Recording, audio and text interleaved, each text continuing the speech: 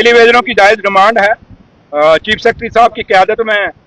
Committee बनी है और कमेटी वो रिपोर्ट देगी। और जब भी चीफ सेक्रेटरी साहब जम्मू आते हैं उनसे ये सवाल आप पूछिए कि भैया आपको 6 महीने का टाइम दिया है, कमेटी की रिपोर्ट जल्दी दीजिए, क्योंकि सरकार चाहती है कि हम डेली वेजरों को रेगुलाइज। जम्मू कश्मीर के डेली वेजर्स के लिए एक गुड न्यूज है, क्योंकि लेफ्टिनेंट गवर्नर साहब ने अप्रूव किया है रेगुलराइजेशन को लेकर वो बिल जो जम्मू कश्मीर की पीडीपी के विधायक वहीदुर रहमान जी ने सबमिट की थी, उसे हरी झंडी मिल गई है, अप्रूव किया गया है, जिसमें कि डेली वेजर्स हैं, एडॉक बेस मुलाजमीन हैं और जिसमें टेम्पोररी बेस वर्कर्स हैं या नीड बेस वर्कर हैं, उनके लिए एक मुकम्मल तौर पे बिल जो है 2025 में प्राइवेट मेंबर बिल सबमिट किया था वहीदुर रहमान जी ने।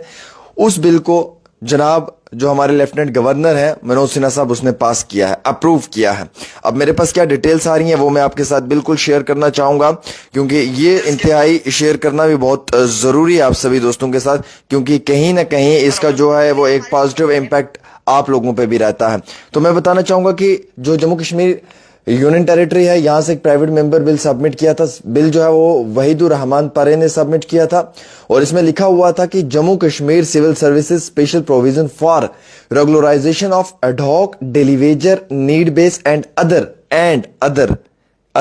Temporary workers. Other temporary workers में कौन कौन आ सकते हैं और कौन कौन से टेम्पोररी वर्कर्स हैं वो भी इसमें है। एक जो डेली वेजर है, एक एडहॉक डेली वेजर्स, उसके साथ साथ नीड बेस और कुछ जो मुख्तलिफ टेम्पोररी वर्कर्स हैं वो भी आएंगे। और ये बिल जो है ये बताई गई है यहाँ पे वर्कर्स एक्ट ऑफ 2025।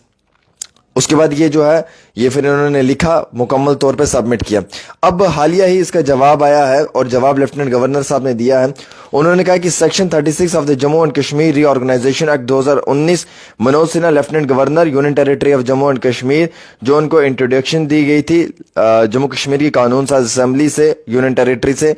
जिस बिल को जो है वो ऑन बोर्ड किया था, जिस स्टाइल में किया था, उस चीज को मद्देनजर रखते हुए जम्मू कश्मीर सिविल सर्विसेज के special provisions for regularisation of ad hoc daily wager need base and other temporary bill 2025 LA private bill number 8 of 25 इस पर साइन हो गया, ये मंजूरी मिल गई है। अब ये खुशी की खबर है कि सभी जो हमारे मुलाजमीन हैं, डेली वेजर हैं, वो बहुत जल्दी पक्का होने जाएंगे, क्योंकि अब असेंबली ने भी पास कर दिया और लेफ्टिनेंट गवर्नर साहब ने भी अप्रूवल दे दिया। लेकिन आज का दिन बड़ा इंतहाई अहम दिन रहेगा। आज भी अगर ड्रामेटिक सीन क्रिएट ना हुए, मछली मार्केट की तरह असेंबली के अंदर जो है वो हंगामा ना हुआ, सिर्फ झगड़े ना हुए, अगर किसी ने कोई बात की बैठकर किसी मौकफ पे, किसी एजेंडा पे, किसी तरीके से, किसी इखलाक में,